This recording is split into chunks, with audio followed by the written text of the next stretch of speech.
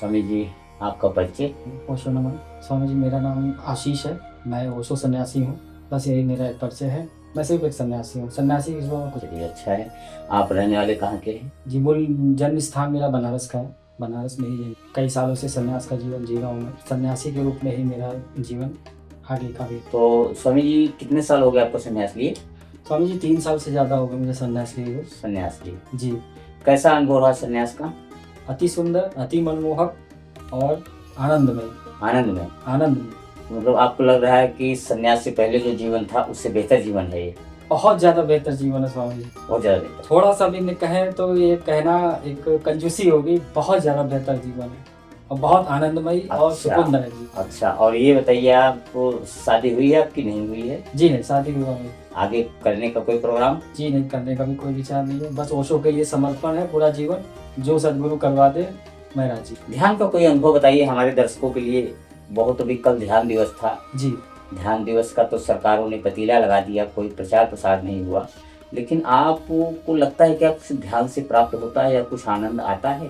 ध्यान का कुछ अनुभव बताइए। स्वामी जी, ध्यान में सिर्फ एक ही चीज़ प्राप्त हो सकती है, वो है शांति। शांति से बड़ा न कोई धन है, न शांति से बड़ा कोई उपार्जन हो सकता। मनुष्य के जन्म का जो मूल उद्देश्य है वो शांति की प्राप्ति के लिए ही वो बार बार जन्म ले रहा है। बार बार इस शरीर को धारण करने का जो मुख्य उद्देश्य है स्वामी जी, वो शांति का है।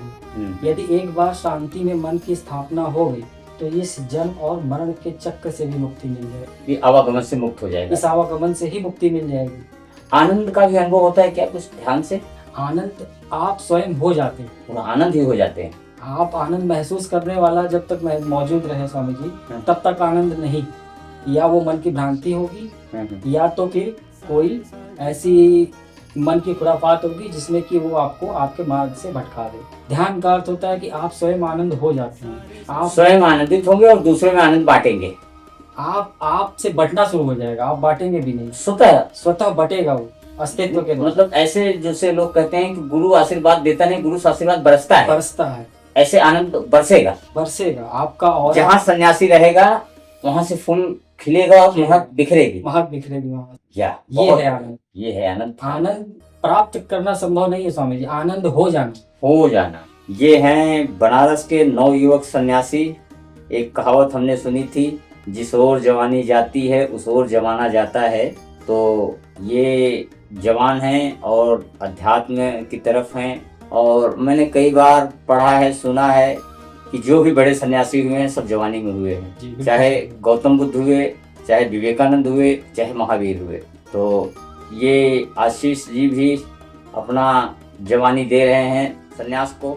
बाकी तो लोग बहुत चालाक हैं, जवानी देते हैं संसार को, बुढ़ापा देते हैं परमात्मा को। जी बिल्कुल, ये उल्टा प्रोसेस हो जाता है वहाँ पे। जब वो किसी काम के नहीं रहते फिर कहते परमात्मा आ गए हम तेरे दर पे। तो परमात्मा तो इतना बेवकूफ़ है नहीं। खैर, इनके और कुछ ध्यान के और जवानी वाले ध्यान के अनुभव को जानते हैं। आशीष जी कुछ ऐसा चीज बताए जो दर्शकों को लगे कि नहीं यार, संन्यास और अध्यात्म में जाना ही चाहिए। ऐसा क्या पा गए आप? स्वामी जी, खुद को पा लिया। खुद को पा लिया? कुछ अलग से पाने के लिए रहा ही नहीं। जब खुद को पा लिया, खुद से खुद की मुलाकात कभी हुई रत्ती भर भी? पूरे रूप से होगी स्वामी जी। रत्ती भर क्या, या तो पूरी होगी या तो कुछ नहीं होगा। अच्छा, यहाँ थोड़ा ज्यादा मामला नहीं है, या तो पूरा मिलेगा या तो कुछ नहीं मिलेगा। यानी दाम 100% लगेगा तभी बात बनेगी, 99% भी बात नहीं बनेगी। तो आपने 100% दांव पे लगा दिया है? 100% दांव पे लगा दिया है। तो मिलेगा परमात्मा की शर्त ये।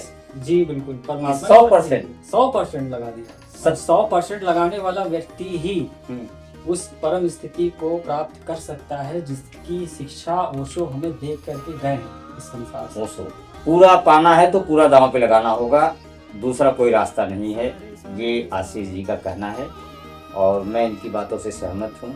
आप थोड़ा इधर थोड़ा उधर करके जीवन जिएंगे तो मुश्किल होगा। अभी जब तक आपका संसार मन लग रहा है तब तक आप संसार में रहिए, लेकिन जिस दिन परमात्मा की तरफ जाना तो संसार की तरफ पीठ कर लेना। दोनों तरफ नहीं हो सकता, दोनों यात्राएं एक साथ नहीं हो सकती। हाँ, आप रहो संसार में, लेकिन खोपड़ी में संसार ना रहे, खोपड़ी में परमात्मा रहे, खोपड़ी में अध्यात्म रहे। बाहर सब नाटक करिए संसार का, नौकरी करिए, दुकान करिए, व्यापार करिए, लेकिन अंदर कमलवत रत्ती भर उसको फर्क ना पड़े, वो सन्यास है। तो सन्यास के बारे में और कुछ बताएं स्वामी जी संन्यास के बारे में एक सद्गुरुओं का वचन है जिसने मेरे ऊपर एक बहुत गहरी छाप छोड़ गई थी, जिसके कारण कि मैंने संन्यास धारण किया। बताइए। वो एक 2 लाइन की बात है, और वो 2 लाइनें ये हैं कि गुमराह वो नहीं है जो मंजिल तक पहुँचे नहीं, गुमराह वो नहीं है जो मंजिल तक पहुँचे नहीं है, गुमराह तो वो है जो घर से निकले ही नहीं। वाह भाई वाह, गुमराह वो है जो घर से निकले ही नहीं। यानी आपका पहला कदम उठ गया है। बस और मेन बात है पहला कदम उठना। जिसका पहला कदम उठ गया वो मंजिल तक पहुंच ही जाएगा, लेकिन पहला कदम लोग नहीं उठा रहे हैं। लोग ध्यान को ऐसे अवॉइड कर रहे हैं। अब कल विश्व ध्यान दिवस था, जिसमें सरकारों ने ध्यान पे कोई ध्यान नहीं दिया। मोदी जी हमारे भारत के प्रधानमंत्री हैं, वो बिना ध्यान दिवस के गुफाओं में चले जाते हैं ध्यान में बैठने। कल ध्यान दिवस था, उन्होंने एक छोटी सी ट्वीट करके अपना काम समाप्त कर लिया। और हिंदुस्तान के जितने भी सन्यासी हैं, जितने भी कॉलेज हैं, जितने भी यूनिवर्सिटी हैं, जितने भी सरकारें हैं, जितने भी नेता हैं, किसी ने ध्यान पे प्रोग्राम नहीं किया, सिवाय एक जग्गी वासुदेव जिन्होंने ध्यान का छोटा सा प्रोग्राम किया, और एक रविशंकर जी, श्री रविशंकर जी विश्व राष्ट्र संगठन में जाके ध्यान पर चर्चा की। बाकी सरकारों को ध्यान से कोई लेना देना नहीं है। जबकि ध्यान आपको आनंद की तरफ ले जा सकता है, ध्यान आपको आनंदित कर सकता है, ध्यान आपको मुक्त कर सकता है, लेकिन नहीं किए। सरकारों को पता है कि ध्यानी आदमी, मस्त आदमी, तो फक्कड़ आदमी वो हमारा रैली में कहाँ आएगा, हमें वोट कहाँ देगा। और ध्यानी आदमी को, जिसकी आत्मा जाग गई है, उसको गुलाम नहीं किया जा सकता है। सरकारों ने कल ध्यान दिवस पे जैसा पतीला लगाया, और इस देश के बुद्धिजीवी को मैं कहना चाहता हूँ, ये लोग जब दूसरे देश में जाते हैं कहते हैं हम बुद्ध के देश से हैं, और जब कल बुद्ध की देशना ध्यान का दिवस मनाया संयुक्त राष्ट्र सभा ने, तो यहाँ पे कोई चहल पहल नहीं हुई। मैंने अपने बच्चों से पूछा स्कूल से जब आए, मैंने कहा आज ध्यान दिवस पे स्कूल में क्या हुआ, कॉलेज में क्या हुआ। उन्होंने कहा ध्यान की चर्चा नहीं हुई, ध्यान का शब्द नहीं सुना गया। मैं काफ़ी व्यथित हुआ। जो ध्यान दिवस के पहले ध्यान दिवस पे हिंदुस्तान ने ध्यान दिवस के साथ किया है, ये मनुष्य जाति के लिए शुभ नहीं है। मैं अब भी कह रहा हूँ, ध्यान पर ध्यान दो। ध्यान आपको वहां पहुंचा सकता है जहां पहुंचने के आप हकदार हैं, जहां स्वर्ग के रास्ते खुलते हैं। मेरे जाने ध्यान यही है। आशीष जी, ध्यान कुछ और बताइए लोगों को। स्वामी जी ध्यान पर मैं यही बता सकता हूँ सभी साधकों को कि देखो, जब तक आप इस माया जाल को समझोगे नहीं जो आपके आसपास फैला हुआ है, तब तक आप इससे मुक्त नहीं हो सकते। माया के चक्कर में मनुष्य सैकड़ों जन्मों से फंसा हुआ है और बार बार इसी में गोल चक्कर मारते जा रहा है। आप इस संसार की, स्वामी जी यदि संरचना देखें, पृथ्वी किसी का गोल चक्कर मार रही है, चंद्रमा किसी का गोल चक्कर मार रहा है, सूर्य किसी का गोल चक्कर मार रहा है। यहाँ तक कि हमारे एक एक कोशिकाओं के भीतर जितने भी न्यूट्रॉन है, इलेक्ट्रॉन है, प्रोटॉन है, वो भी चक्कर मार रहे हैं। न्यूक्लियस का चक्कर मार रहे हैं, क्वार्क का चक्कर लगा रहे हैं। सूक्ष्म स्तर पे और बृहद से बृहद स्तर पे इस पूरे ब्रह्मांड में सब कुछ एक चक्कर के सिवा और कुछ है ही नहीं। एक साइकिलिंग चल रही है। जब तक कोई साधक इस साइकिल को, गोल चक्कर को समझ नहीं लेगा, वो इससे मुक्त नहीं हो सकता। कितनी भी किताबें पढ़ लो, घंटों ध्यान लगा के बैठो, नहीं होगा। ये पूरा साइकिल है, ये पूरा चेन है। वो चेन जहाँ पे खत्म होता है, फिर अगले जन्म में शुरू भी वहीं से होता है।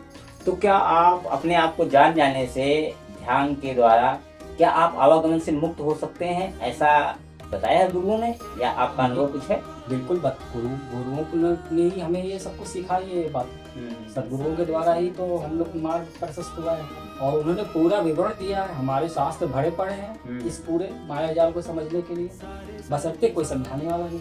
जो आज का युवा डिप्रेशन में जा रहा है, वो बेचैन है, रोजगार को लेके, स्वास्थ्य को लेके, कंपटीशन के भाग दौड़ में है, वो उसके लिए क्या संदेश? स्वामी जी, ये सारी दिन मोबाइल की है। सारी दिन मोबाइल की। कैसे? इस एक 6 इंच के डब्बे ने पूरी मानवता को अपने कब्जे में ले रखा है। इस 6 इंच के डब्बे ने, यानी इस मशीन ने सबको मशीन बना दिया है। मशीन ने सबको मशीन में कन्वर्ट कर दिया है। आपकी सोच, आपकी धारणा, आपका पूरा बिलीफ सिस्टम मोबाइल तैयार कर रहा है। आपका बच्चा किस स्कूल में पढ़ेगा, ये मोबाइल डिसाइड कर रहा है। आपके बच्चे का कपड़ा कौन सा होगा, ये मोबाइल पे आप देख के डिसाइड करते हो। आप खाने में क्या खाओगे आज, वो भी आप मोबाइल पे देख के डिसाइड कर रहे हो। आपकी फ्री विल नाम की कोई चीज रही नहीं। तो आप मनुष्य होने का अधिकार भी खो चुके हो। आज के समय का मनुष्य कहलाने की योग्यता भी वो खो चुका है। नहीं, मनुष्य को मशीन ज्यादा हो गया है। वो रोबोटिक पैटर्न पे काम कर रहा है, समझिए रोबोटिक पैटर्न पे आ चुका है मशीन। तो कैसे दुनिया को संदेश दिया जाए, कैसे दुनिया को ठीक किया जाए? आप आनंदित है ध्यान करके, मैं आनंदित हूँ ध्यान करके, और लोग कैसे आनंदित हों? स्वामी जी इसी के लिए तो इस पृथ्वी पर इतना बड़ा परिवर्तन का किया जा रहा है। आपने सुना हो ये जो वर्तमान समय चल रहा है वो कितना आने वाला समय खतरनाक है। कितना युद्ध हिंसा, चारों तरफ आगजनी, बम गिर रहे हैं, मिसाइलें गिर रही हैं।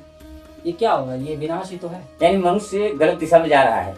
मैंने एक वीडियो में बोला है कि अगर मनुष्यता को बचानी है तो हमें अगले 50 साल में कबीर जैसा, बुद्ध जैसा, महावीर जैसा, नानक जैसा व्यक्ति पैदा करना पड़ेगा।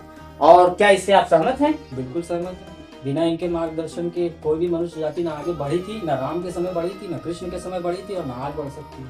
तो ये रहे हमारे मित्र आशीष गुप्ता जी, ओशो सन्यासी। और मुझे बड़ी खुशी है कि इन्होंने जवानी में संन्यास लिया।